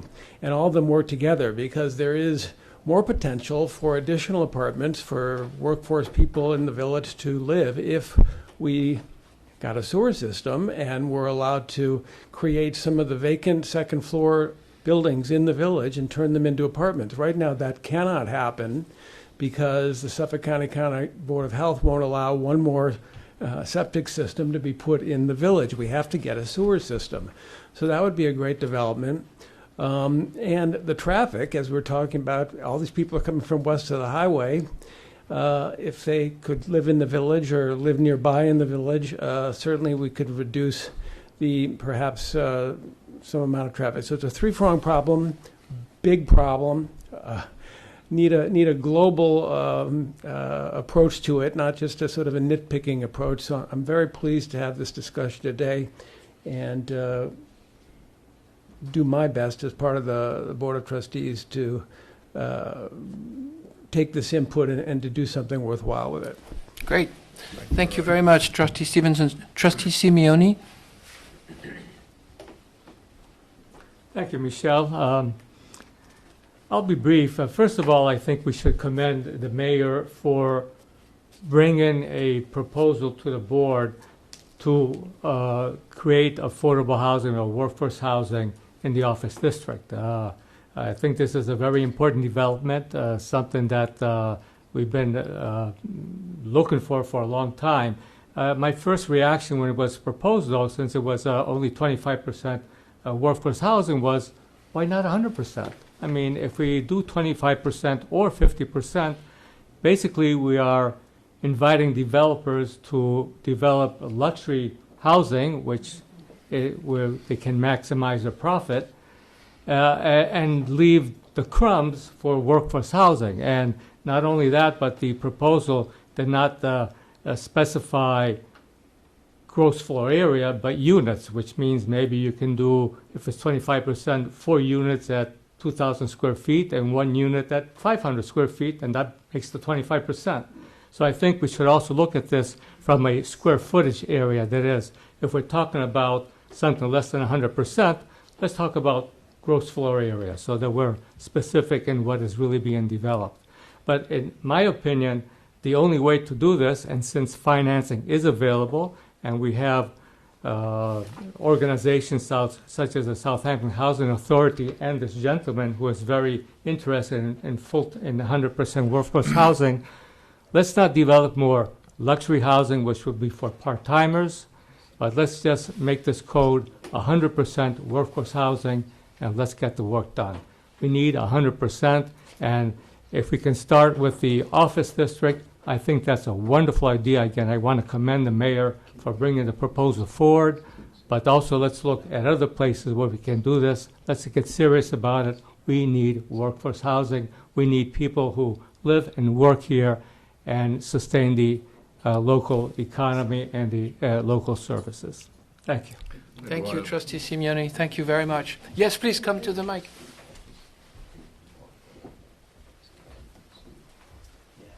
Hi, Susan Hobdesvin. I've been an owner in the village since 1997, a realtor for 24 years. I have a question because I don't understand this. If we had sewage, could these vacant buildings like the old post office, the bank next door, and now Rite Aid, is there a possibility if we had sewage that those vacant properties, which have been like that for years, not Rite Aid, but will be vacant for a long time, is there a possibility for them to be rezoned and make something out of something that already exists? Yes. Trustee Simeoni? Okay. I think that's an excellent observation. I mean, these are properties that right now are not being developed, probably not only because the businesses cannot sustain them, but they cannot be converted because of the septic system. But, you know, there are, apart from doing a centralized septic system that we've been talking about, there's such a thing as a package system that can be geared for the specific location. What a package system is an underground sewage treatment that only treats the effluent and not the sewage itself, and the sewage then can be pumped out. But you can make it so that it can be applied for these properties and then developed for multifamily use. The same system can also be used for the village itself. It's a simpler system. You can treat up to 200,000 gallons of water, just like a central system. It's underground. You won't even see it. The piping is smaller. You don't have to tear up all the roads like you would do for a central system. So let's look at that system for the village, but at least it can be applied even for these properties that you're talking about so that we can actually develop them. I think that's a great idea, great observation. Thank you. Yes, please. That's a really good idea. Again, I'm from East Hampton. I know Southampton a little bit, not as much. But if you're talking about Rite Aid and what was the bank across the street, that area, you might think about acquiring all of them as a unified property and using one best system on a small-scale basis for that specific use. Again, we have 47 apartments that produce 12,000 gallons per day, right? I doubt that would be much more over there if you could squeeze 50 apartments in over there on those properties. I don't know about your local zoning, so. I believe the health department has capped that type of major system, and what they'll do is like mini hydro systems per unit, where you do 8 off, so you can do multiple units, right? Or a Fuji system where you can do 4 or 5 units per. So you have series of those as operating for the individual units, but I don't think you would be able to cluster. Can't get away with that, huh? Well, you can ask. You could ask. Yeah. You could always ask. They did it at Canoe Place Inn. Okay, but because they're pushing the village of Southampton to have a sewer district, first of all, I have to also ask, is Southampton Village pro-housing? No, not yet. No. Okay, that's first and foremost. Can you repeat the question? Okay. Get to the mic. Get to the mic. Yes. All right. So, for the first part of that, there's downtown infrastructure money and revitalization money from the state. First and foremost, you would, it's not necessary now, but will be over the course of the next year, is to designate the village of Southampton as pro-housing. When Pro, P-R-O? Pro-housing. In favor of. In favor of. Again, we can talk about the process, get in touch with the individuals where you can start registering. As first thing is a letter of intent that you wish to become pro-housing. You submit that, and then you go forward with the initial application.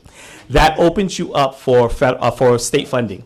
And then you'll be able to have downtown revitalization money and other funding, which will help out with the sewer and all infrastructure that's necessary to create some of the sewer district. Thank you. And the town of East Hampton is a pro-housing town. Yes. The town. Rob, yes, please. Oh, I'm sorry. Hi, Susan Hoftisman. So, from Southampton Village. So now I want to put my realtor hat on. At any given time, there are hundreds of houses for sale. And there are many people that can't sell their house, and there are many buyers that can't afford to buy a house. Is there a program that could be developed where the funding from these transactions goes towards purchasing that property and reselling it back at maybe 50 cents on the dollar, so that somebody who wants to buy that house has a chance to? Now, you'd have to try it out, right? And it's just a drop in the bucket. But those scenarios are out there. There are people that need to get out of this area. They've aged out, or there are just various reasons why they have to go, but they can't sell their house all over the town. And if maybe that program, we tried that, and then individuals who were very handy, who could fix things, they might see certain properties and see the vision in that. So it isn't something you could do on a widespread, but maybe there are a couple of homes that you could purchase and see, if that would work. Kara Gibson Loans. Okay, so I appreciate that. A program like that would be difficult, right? Because now you're looking at probably losing at least $1 million a home. When you look at what is the maximum sales price of an affordable home? Right now, it's $535,000. The median sales price of a home in the town of Southampton is now $2 million. So every single home, we don't have that much money. We're not CPF, we're CHF, and we only get 0.5%, where CPF gets 2%. So we don't have that much money where we can lose at $1 million or more on a single home to then resell it. So what I was going to say is we do have other programs like the down payment assistance program, other programs that can help make a home affordable. But that particular one is pretty difficult, when you're talking about that much money, that many millions of dollars. There are a lot of houses that are not $2 million, and they're under $1 million. So the vision that we've been doing so far, when we find a parcel, which I get a phone call probably once a day from a realtor where there's an opportunity. For example, in North Sea, we had a parcel which right on the corner of North Sea, Mecox, and Major's Path, where the home is for sale. It's just under 3 acres. And we looked at the parcel and said, well, it's a little expensive, needs a lot of work, it's definitely a tear down. However, we're able to get 4 units on that site. Now we're able to get 4 units, almost half acre each, on the site to be able to accommodate first-time home buyers. What we're going to do is put those 4 units, but now to keep the affordability, we're going to keep the land, meaning the housing authority, our entity, our vision now is we're going to hold the land and we're going to either have it as a co-op, a condo, or PUD, whatever ownership opportunity. That does 2 things. One, gives me oversight to make sure the land is maintained, make sure the property is being maintained properly, make sure that lawns are being cut and garbage are being removed and people are operating it properly.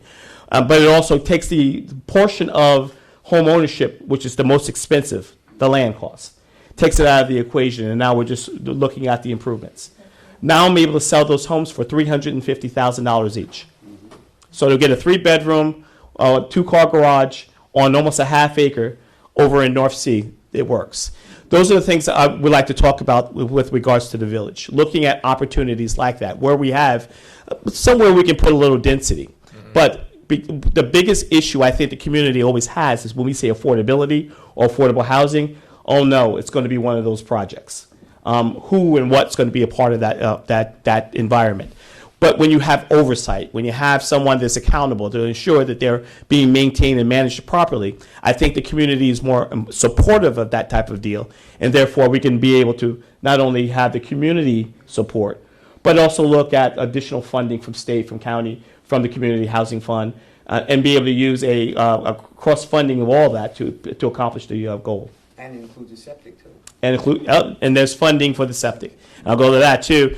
With the village, why are we not putting an application in the budget year of next year for CPF to pay for a portion of downtown the sewer district?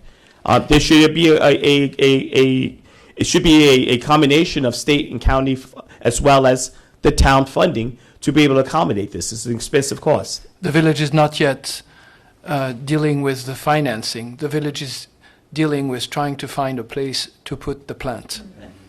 Understood. And has been looking for 25 years. I know. Location. May I just Yes, Rob. rest assured that as the work goes on, CPF will be, we hope, in every scenario that the sewer task force is looking at, an important partner and a funding partner for land to make a sewer system work. So that's an ongoing dialogue, and the intent is there definitely. One of the things I guess I wanted to ask, I just wanted to clarify, Kara, with you, all the programs for the town CHF would be available here in the village to owners and residents here in the village. You don't have to be in the incorporated town, and you can be in the village. We pay those taxes and transfers in as well. Correct. Also, the village did opt in to CHF back in 2022 right away. So the village is also eligible for funding. Yeah.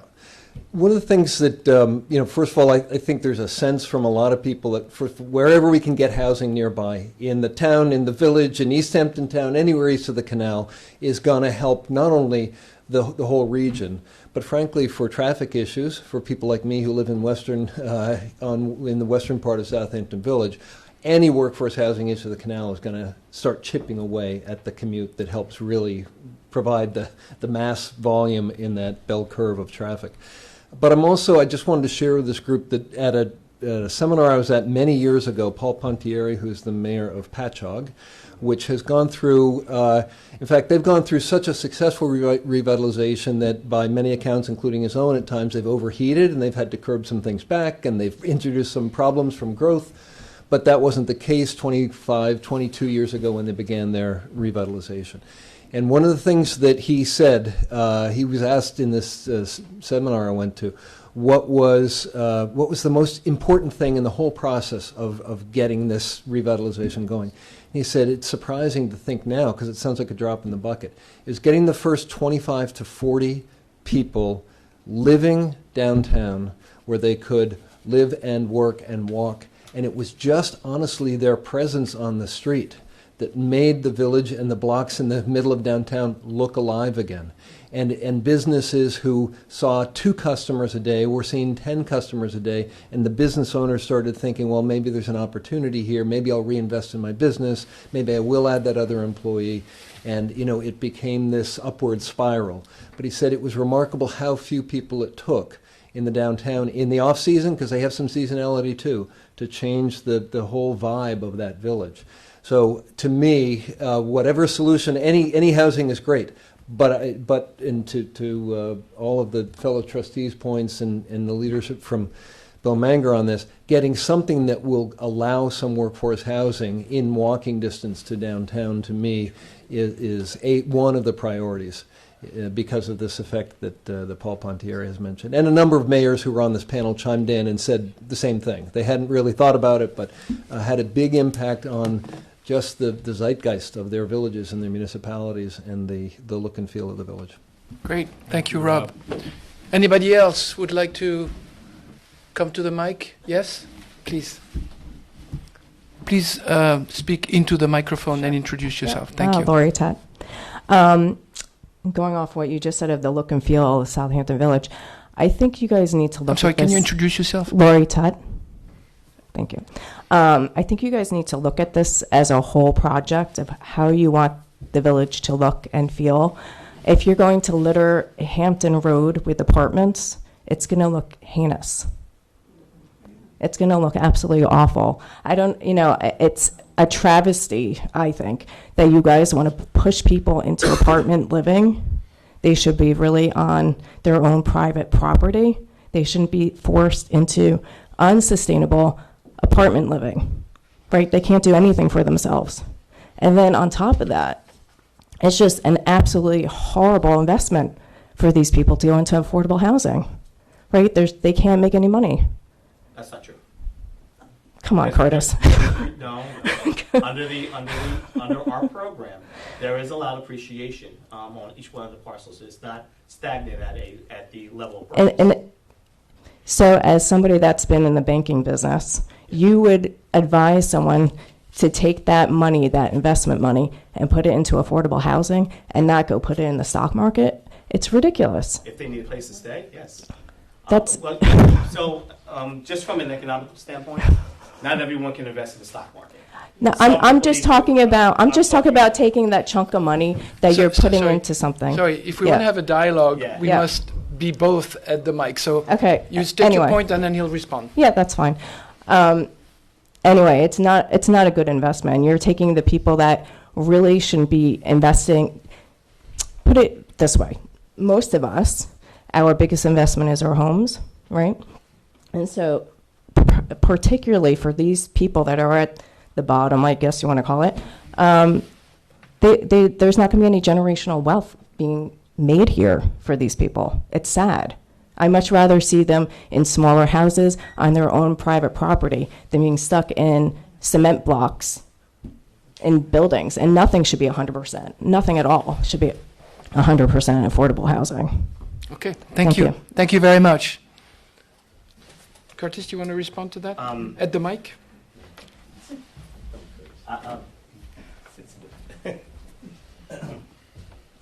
Briefly. As a father of 2 children who were graduates of Southampton Town, Southampton School District, both of them have degrees. My daughter graduated from Villanova and is going for her master's in Tufts for psychology. Neither one of my children can afford to stay and live here and buy a dream that you're speaking of. They don't have the resources right now to put into the stock market because they have to obviously establish themselves before they can get there.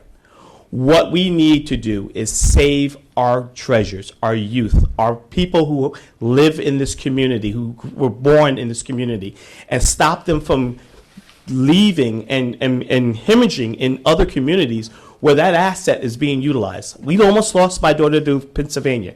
We got her back here. I'm not going to let her go. Problem is that she can never live in anything I build because of the conflict of interest. So I need another builder. Come and build something so they can get the kids out of my basement.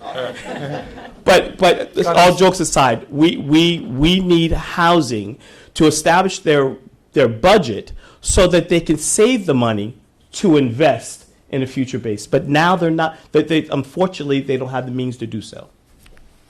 Thank you, Curtis. Kind of build on that, Curtis, if you don't mind. One more quick. So just to kind of build on that, one of the reasons why we do cap rents is because the rents out here are not affordable, right? So somebody who is living in a rental unit cannot save the money to buy a home.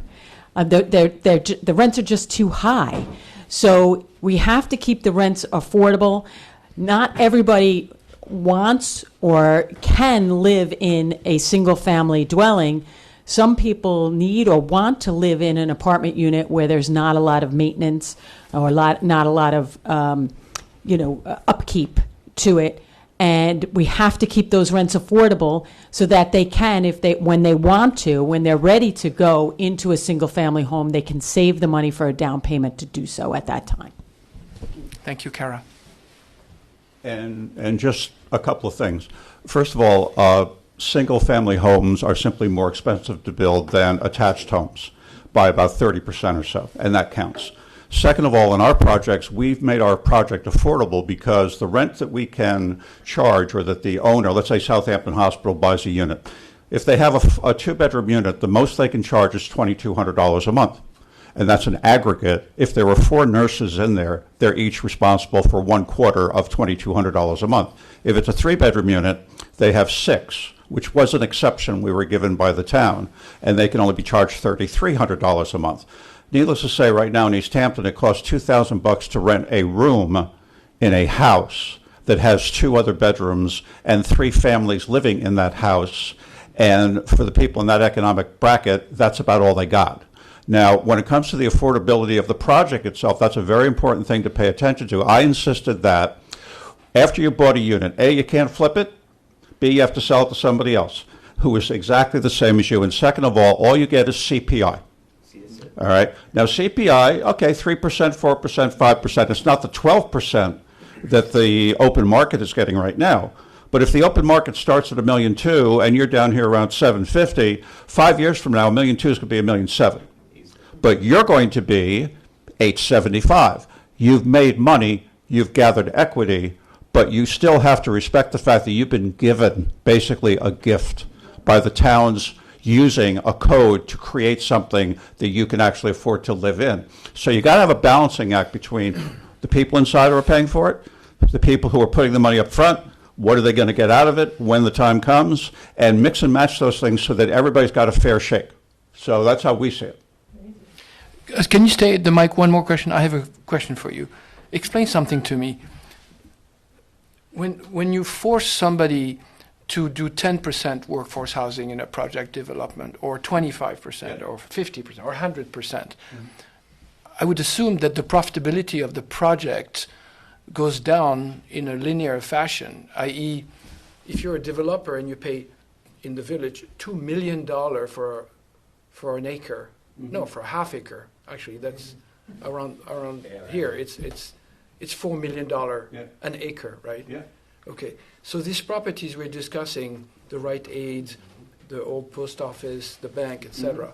Let's say each of them is 2 acres, 3 acres, something like this. Yeah. How much, you know? Maybe 3/4 of an acre. That's it? The Southampton Press property is 1.1. Okay, so they're all, let's say they're 1 acre each to make it simple. $2,750,000. Right, just for the land, because it's a tear down, right? Yeah.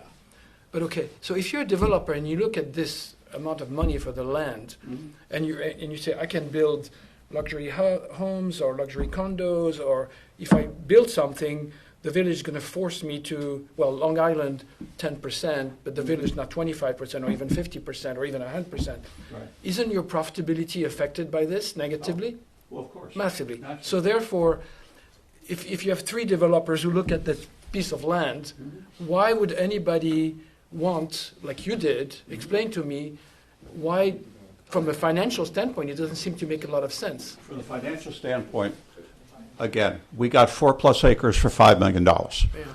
When it was 8 to the unit, we weren't going to make much money at all. Yeah. When it went to 12 to the unit, we're making about 15% or so on what we're doing. Now, when you talk about $2 million for an acre of land, you're in a whole nother world.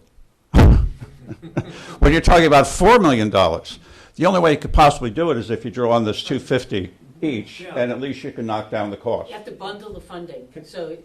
No, wait. No, I'm not finished with my question. Yeah. It is $4 million. How can we discuss workforce housing in the village? Michelle. Please let me finish my question. Okay, I understand. Rob, please let me finish. We talk about workforce housing. We all want it. Yeah. But it is $4 million per acre in the village of Southampton. So how can you build workforce housing or a development if the village forces you to do 50% with very limited rent or below market rent? Is it even possible as a developer? No, please, Rob, I want to ask a developer. As a developer, are we just wasting our time here? $4 million for the land, 50% where you have very limited rent. Is it possible, or are we wasting our time? Well, that's why the one thing you have to remember about workforce housing, it's like I'm a carpenter and I need a new hammer.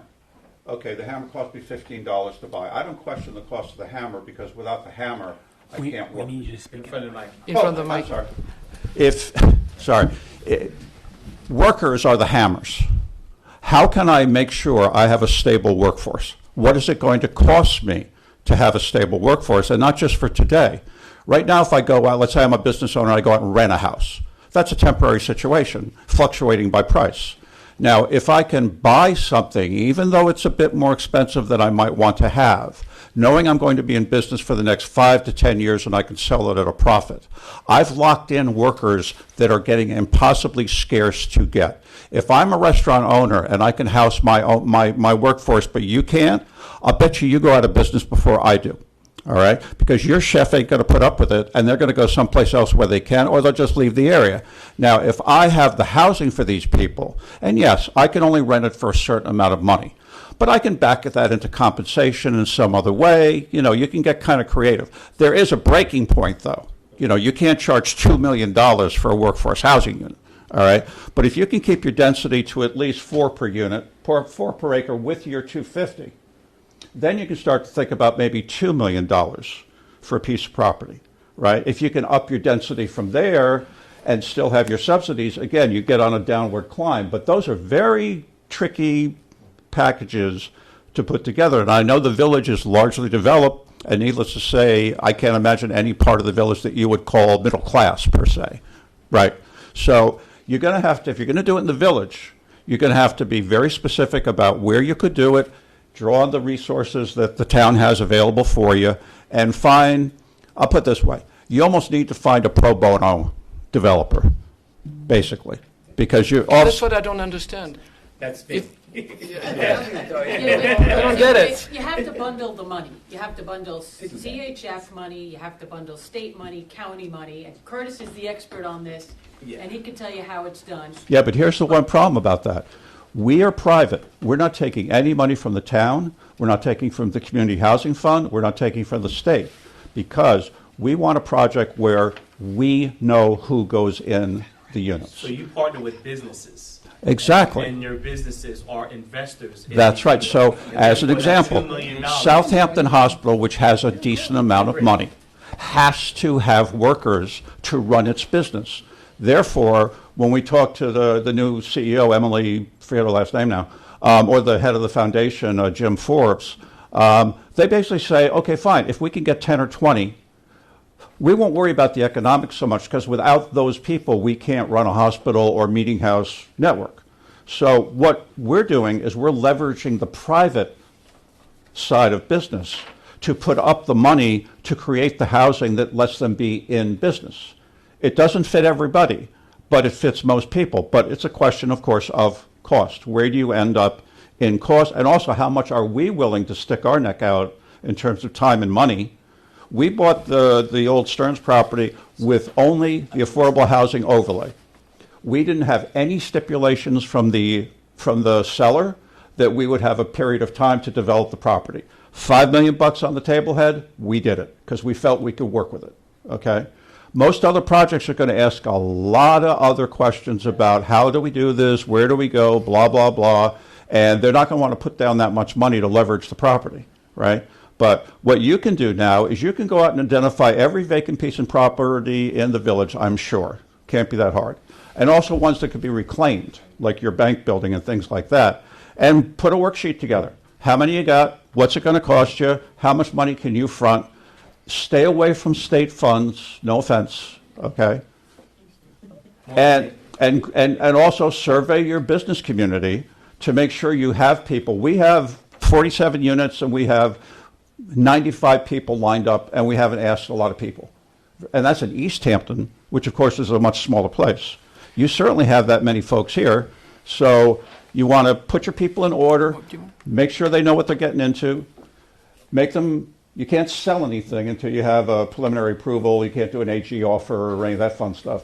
So just put all the pieces together, because right now you're transparent. We had to be somewhat a little stealthy dealing with the town. You're right here. You've decided you want to do this. So inventory the land, figure out the costs. If you can't do it, you can't do it. But at least try to build a model of some kind that will give you a chance to get off the starting block and do your first project. Thank you, thank you. Is there anybody else, before we wrap up, who has not yet spoken? Please.